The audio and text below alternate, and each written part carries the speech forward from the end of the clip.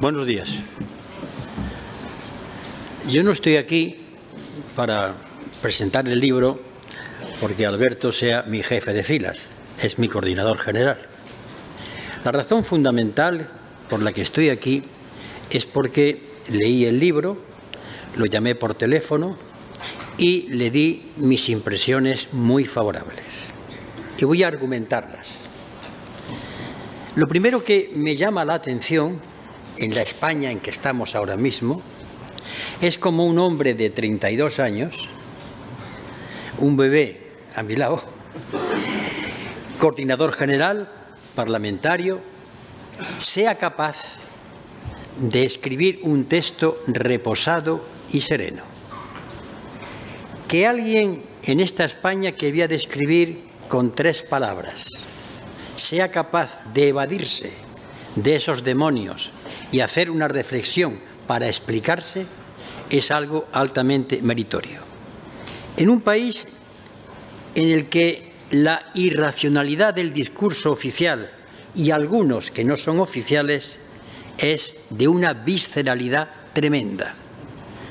Oyendo declaraciones sobre asuntos económicos, sociales, políticos o culturales, no entiendo qué está pasando y qué se ha apoderado del lenguaje de mucha gente que nos gobierna o que incluso está en una hipotética oposición.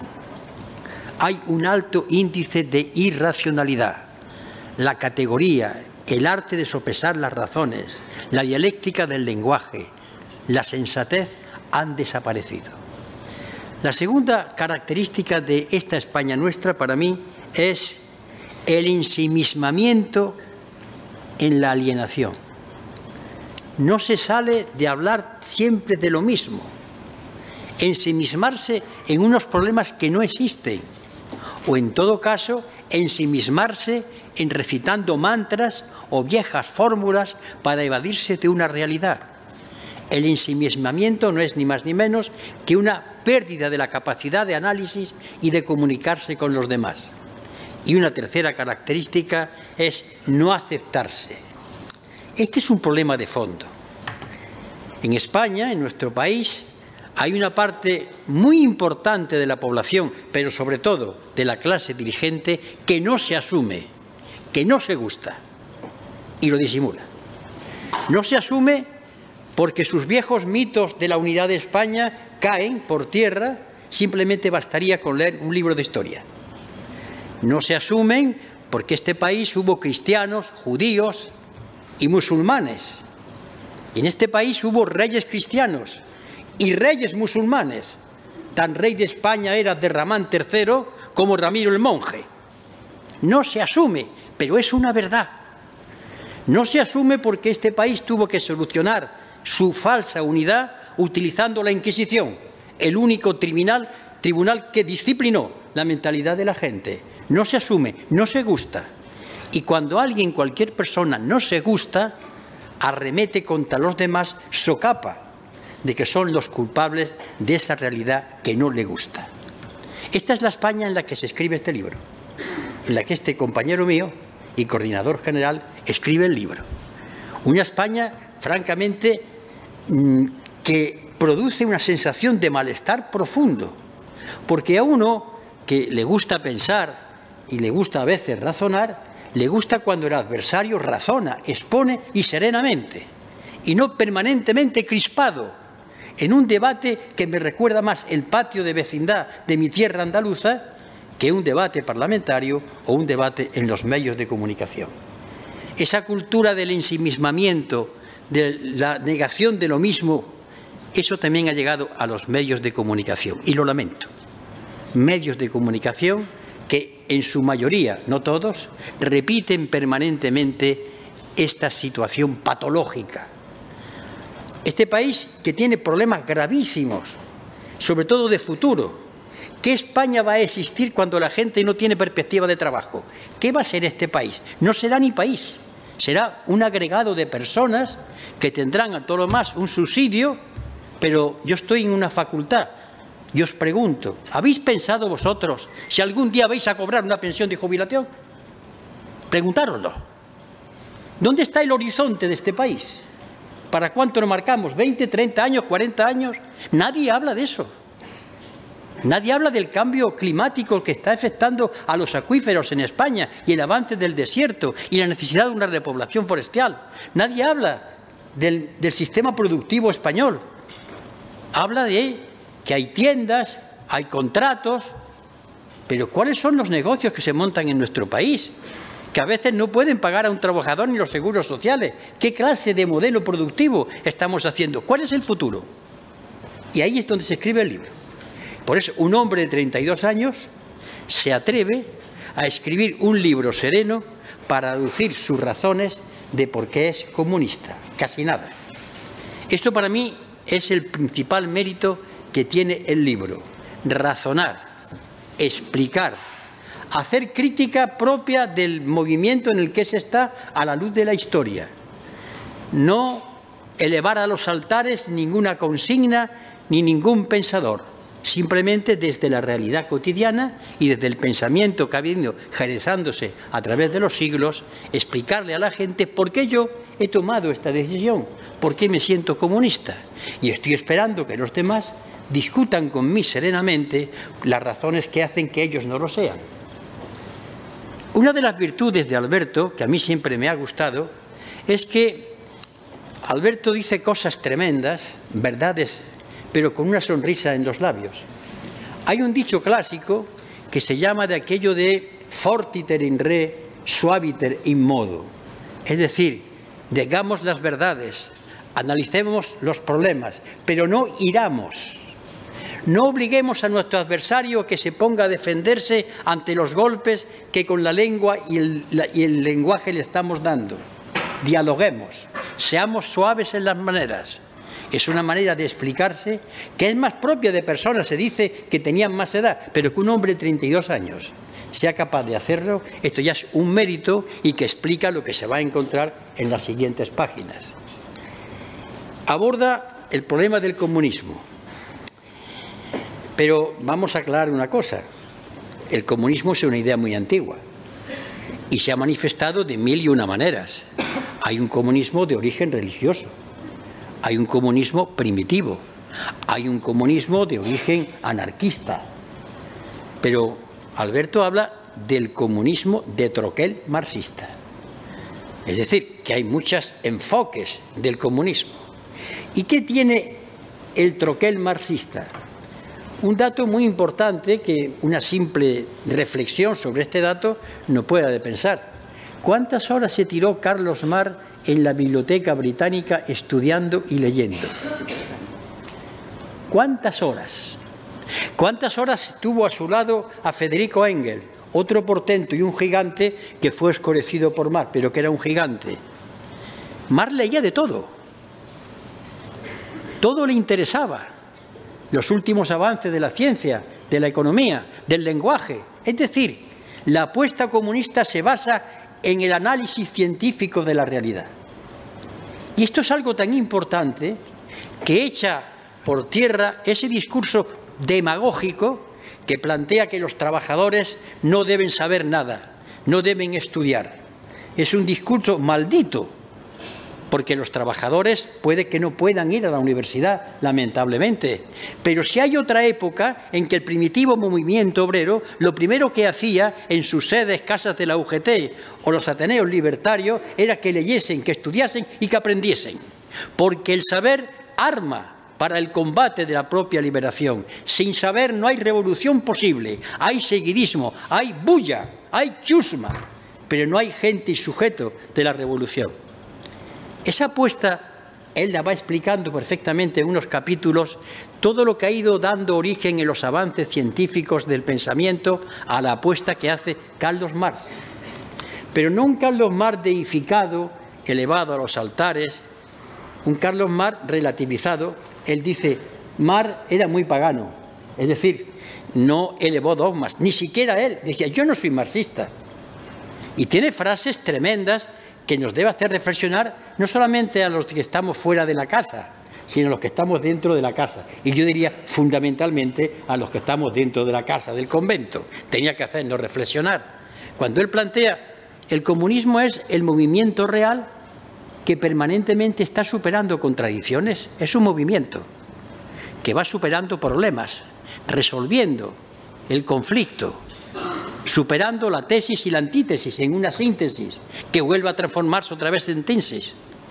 Pero cuando plantean el manifiesto comunista, los comunistas no somos distintos a los demás, no somos mejores ni peores, solamente tenemos una cosa, que en cada momento de la lucha tenemos presente el objetivo final. Qué cosa más sencilla y tan difícil. Porque muchas veces necesitamos las señas de identidad en el reforzamiento de símbolos externos o de hablar fuertemente en las palabras o atacar al adversario. Solamente los convencidos hablan suavemente. Solamente los convencidos son serenos, porque no necesitan suplir con decibelios la falta de información o de teoría política asumida de una manera racional. Es un capítulo importante porque además deja una duda que a mí me tiene preocupado hace ya 2 décadas. ¿Qué organización comunista? Casi nada. Yo, como no es mi conferencia, sino presentar el libro, pero allí lanza una pregunta inquietante. ¿Seguimos como hasta ahora? ¿Seguimos organizados en una fuerza política que surgió, como otras muchas, en el año 1921 como consecuencia de la Tercera Internacional? ¿O es que los marxistas revolucionarios no podemos organizarnos de otra manera y renunciar a la lucha diaria electoral para centrarnos en el pensamiento y en la acción en la sociedad? Él lo deja caer. Yo lo he recogido de una manera ávida y lo retomo y lo vuelvo a lanzar. Esa pregunta es inquietante porque es una pregunta que parte de un supuesto. Yo no acepto lo que hay y lo quiero cambiar. Pero si lo quiero cambiar, tengo que hablar del instrumento que tengo que utilizar para cambiarlo. La pregunta no es baladí, ni es inocente. La pregunta la hace un rebelde. ¿Qué tengo que cambiar en mi organización, en mi mundo, para cambiar un mundo externo que no me gusta? Y claro, es inexorable que hable del capitalismo y que él escriba el libro dentro de unas fechas símbolos. Yo voy a citar algunas cuantas para que sepamos en qué mundo se desarrolla el libro que ha escrito mi compañero y coordinador general. Yo lo situaría como antecedente en las siguientes fechas. Por supuesto, el Manifiesto Comunista de 1847-48, la publicación del Capital en 1867 o la Revolución Rusa, en la cual celebramos ya su centenario. La solemne Declaración de Derechos Humanos, él habla en el libro sobre eso, 1948, y una aportación extraordinaria que está en los problemas de hoy en día. Año 1972, se escribe un libro llamado Los límites del crecimiento, el primer clarinazo de atención sobre lo que estábamos haciendo con esta civilización desarrollista. Estamos acabando con la base que sustenta la vida humana. Es la primera advertencia que se está haciendo al conflicto que se está generando en el medio ambiente. Eso también está en el libro y en el propio pensamiento, porque ya no solamente se trata de una lucha por intereses de clase, se trata de una lucha porque haya clases que estén peleando, es decir, que haya vida, que no nos carguemos el planeta. Eso está presente en el libro y, sobre todo, depende de esa fecha que acabo de citar, 1972. O bien, en 1992, 2 hechos importantes. Uno, un libro que escribe Francis Fukuyama llamado El fin de la historia, a tenor del hundimiento de la Unión Soviética, y otro, el Tratado de Maastricht, padre y madre de todos los dolores de cabeza que hoy tenemos con la Unión Europea. También está presente. Como está presente, la fecha de 1999, él no la pone, pero en el año 1999 ocurre un hecho que yo viví como parlamentario y vi cómo sus señorías o estaban en la inopia o eran de un cinismo tremendo o estaban dominados por sus jefes de fila. Se discute en el Congreso de los Diputados que la OTAN se va a transformar en otra cosa. Aquella OTAN que se transforma en otra cosa hizo una OTAN que ya no dependía de las Naciones Unidas. se independizó de las Naciones Unidas para poder intervenir donde lo tuviese ella por bueno intervenir. Eso significaba que ya la ficción de que la OTAN podía estar siendo de paraguas de determinadas acciones quedaba fuera. Ese es el mundo de hoy. Este año de 1999, si ustedes vieran cómo los diputados votaron aquello, que estaban creando una organización contra las Naciones Unidas. De hecho, esa tesis se ha demostrado a lo largo de los años posteriores. O la fecha del año 2000, en donde hay un documento que para mí sería un documento cumbre, no es oficial, la Carta de la Tierra, para terminar una fecha 2008, la quiebra de la empresa Lehman Brothers, lo que da origen a la crisis actual. En ese mundo, un mundo de una crisis de la cual no se ha salido y va a ser difícil de salir, en un mundo en el que el capitalismo se ha apoderado, diríamos, de todo el planeta y en el que no puede escaparse de sus propias contradicciones. Es curioso cómo un hecho normal que estamos viviendo ahora mismo en Madrid nos demuestra que no podemos escaparnos de eso, salvo que conscientemente nos organicemos y luchemos. Ahora mismo, frente al Congreso, había una multitud extraordinaria de jubilados.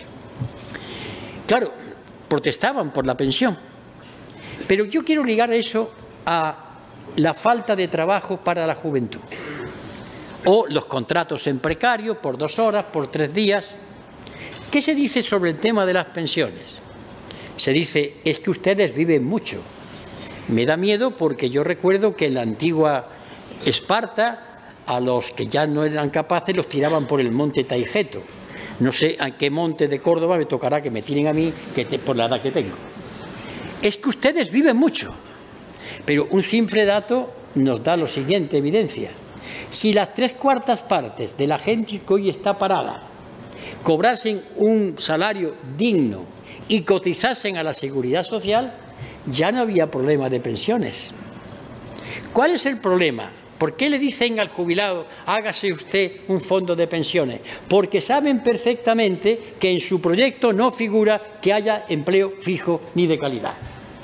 Y como saben que no va a ser posible, tienen que recurrir, hágase usted un fondo de pensiones. Pero además, con un agravante, un fondo de pensiones significa poner yo todos los meses de mi sueldo una cantidad. Pero si no tengo el sueldo fijo, ¿qué fondo de pensiones? Es excusa, ensimismamiento, irracionalidad, no aceptarse. El libro, por tanto, abarca esta cuestión desde la connotación de lo que supone la lucha de clases. Qué espantosa idea se ha presentado, la lucha de clases. La lucha de clases, mucha gente ha creído que son enfrentamientos violentos. Enfrentamientos violentos ha habido en la historia entre las luchas de religión, por ejemplo, o entre las luchas entre fracciones del mismo capital. Se han dirimido por la guerra, o salir de las crisis con la Primera y Segunda Guerra Mundial, porque estamos en la tercera. No declarado oficialmente, pero tiene muchos focos de enfrentamiento. La lucha de clases no es ni más ni menos que aquello que ha movido a los dominados por no querer ser dominados y luchar contra el poder que los suprimía, simplemente. Y eso es una realidad que no se puede soslayar. Hay una frase de Franco que se recuerda poco, que dijo, habiendo eliminado la lucha de clases, él no eliminó la lucha de clases, no puede eliminar, eliminó las libertades, pero no eliminó la lucha de clases. No se puede eliminar eso como no se puede eliminar la ley de la gravedad, porque está escrito en los avances científicos y la propia realidad. Claro, cuando Alberto escribe sobre las clases, hay una cosa que me ha llamado la atención. Algo que desde nuestro pensamiento no hemos tenido el valor de abordar. Hablar de la clase media. Eso es importantísimo. Porque la clase media en estos momentos es una clase proletarizada. También sabe ya lo que es el paro. También ya sabe perfectamente lo que es la falta de horizonte. Se ha dado cuenta de cómo la han utilizado durante un tiempo. Ella se creía, por una parte, ser distinta al mundo obrero y se ha dado cuenta de que está siendo proletarizada. ¿Cuántos ingenieros, profesores, abogados malviven? ¿Cuántos profesores de universidad malviven con unas cantidades que parecen de limosna por ejercer su profesión? Clase media. Esa clase media, en estos momentos, constituye una expectativa de poder de cambio, porque ella tiene unos conocimientos, suelen ser gente que ha estudiado, que saben la injusticia que se está operando, y hace falta un nuevo lenguaje que les explique que ellos forman parte de esa lucha frente al que oprime a todos. Y el que oprime a todos, en la vieja iconografía de la izquierda, se planteaba un señor con chistera y con leontina, Orondo. No, es más peligroso. Nosotros también formamos parte del opresor.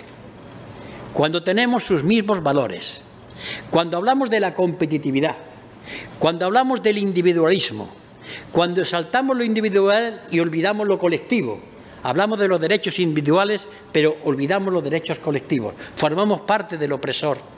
Nosotros también somos sistema capitalista. En consecuencia, la lucha por la liberación de la clase es una lucha también en nosotros mismos, que nos problematiza, que nos obliga a estudiar y a cambiar de actitudes. Esa es la grandeza de una lucha de cambio, pero eso significa debate, razón, preparación, ideología, ciencia. Sin esas herramientas no se puede cambiar nada. Por eso, cuando hay determinadas organizaciones que se llaman de izquierdas, que han renunciado o consideran, como una asamblea que tuve yo hace muchos años, estábamos discutiendo con la llamada entonces extrema izquierda, pero Julio, ¿tú qué quieres? ¿Que tengamos que leer autores burgueses como Quevedo? Precisamente a Quevedo, al único contestatario que hubo en el siglo de oro español. No podía haber citado a otro. Cuando alguien dice que leer es malo o que es perjudicial, puede hablar de la lucha obrera o revolucionaria. Está siendo un auténtico contrarrevolucionario, porque le niega a los de su clase el poder transformador de la cultura, de la ciencia y de la técnica.